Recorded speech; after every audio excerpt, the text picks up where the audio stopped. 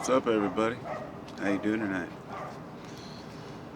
I figured I'd just step outside and smoke a little joint. Actually, it's not really a little joint, it's a big-ass cone joint. And actually, as I'm sitting out here, I smell the wafting smell of cannabis from my garden. And these are the things that remind me that I have freedoms to do these things. I live in a state where cannabis is legal now, but on the other hand, it's not like I think, oh, thank goodness we finally have these freedoms. The way I see it is, it's always been a freedom.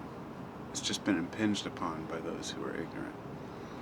Cannabis is a very small freedom, yet a very large one, because it's something that we can consume, choose to put in our bodies and our minds.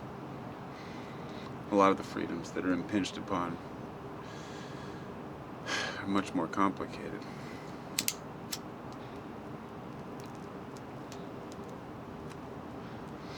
So I watched the documentary today, Citizen 4. It was the Edward Snowden documentary. And, I've always seen Edward Snowden as an American hero. And there's two ways of looking at it, Either people see him as a traitor or a hero. And then there's a lot of people who are just indifferent to it, which they shouldn't be. Should be aware of this. However, I've never spoken on the issue because I remained neutral until I had enough evidence to develop an actual opinion to where I could speak out and say this guy's one thing or another. The documentary follows him during the time when he released all the information about the NSA to the journalists. And he was very clear in his doing so, very concise about how he wanted nothing to do with the actual spreading of the information. He wanted that to be up to the journalists, and I think that was a very fair and mature way to handle it.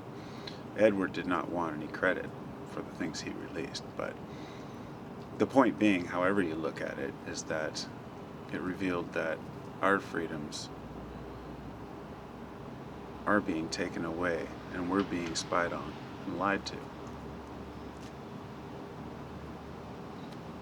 Many of us already know that, and we've always known that. A lot of people don't even care. But some people don't care just because they don't feel like they can do anything about it. So it seems like we're losing our freedoms, but it doesn't mean you shouldn't stop. It just doesn't mean you should stop fighting for them. I'm going to tell you, people have earned many freedoms that we previously didn't have by working towards them. Cannabis.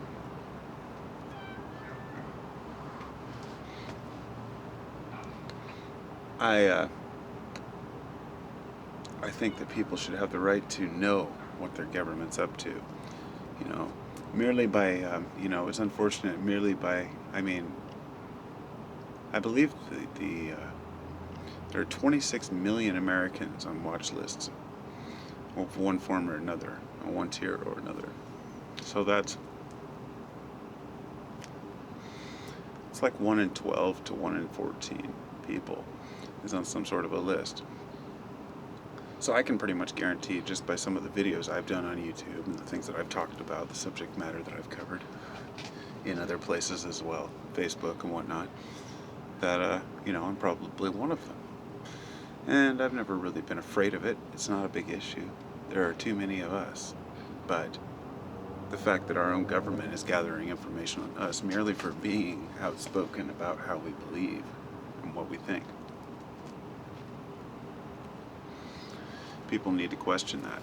In other words, it's easy to say, well, screw it. I got nothing to hide, but should I have to have nothing to hide? Shouldn't I be able to have a right to privacy? And today, it's like they've said, a lot of kids today will just say, the privacy is over, That's because we've become passive to it. That we think we don't have a right to it anymore, as if the internet's taken that away. And I can see that. I felt that way for, at one point I said, screw it, I'm not doing anything wrong. But at the same time, whether I am or not shouldn't be relevant. This isn't a Minority Report where we go out and search for pre-crime, but that's basically what these big computers are doing. They're out there going through all the YouTube videos, all the phone calls, all the text messages, looking for keywords, key phrases, key ideas, and then further querying them to see what these people are up to. If I turned my channel tomorrow and started talking about nothing but 9/11 and terrorism and Obama and the military, and just completely just went off the hook talking about these things using these key words, it would come up in the database. It would be flagged. Somebody from the NSA would check it out, see what it's all about, and if they felt like stifling it, they would. Or if they felt like a person was revealing too much information, they can question them. And as you hear about the old stories about the men in black, and it's kind of a joke almost to people, but anybody who thinks that the men in black are a joke, that these things never happened, think again. Even the people who joke around about alien cases and how UFOs and whatnot, and how it was never a big deal. Why did these men in black come to visit people after they had these sightings and tell them to shut up about it? Was it a military cover-up? Who knows? But the point is that we have people in there who are hired and trained to go scare the shit out of people like you and me if we have something to say they don't want to hear.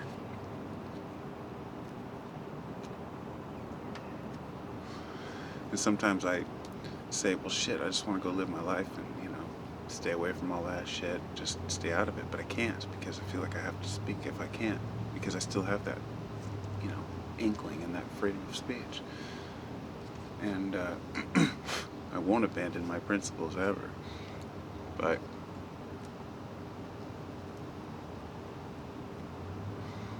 I see these people out there who speak up on the issues big time. They get all kinds of death threats and fear for their lives and their families and everything, and I gotta give them props, for sticking their neck out. People who are trying to tell you and me what's going on with our own country. People who come out and reveal that our government is wronging us, and then have to move to another country and have the American people calling them traitors, merely because that's what they hear on Fox News. Oh, it's a traitor. He's revealing NSA secrets. It's like people have their fucking ears closed. They don't want to hear what's going on. They don't care.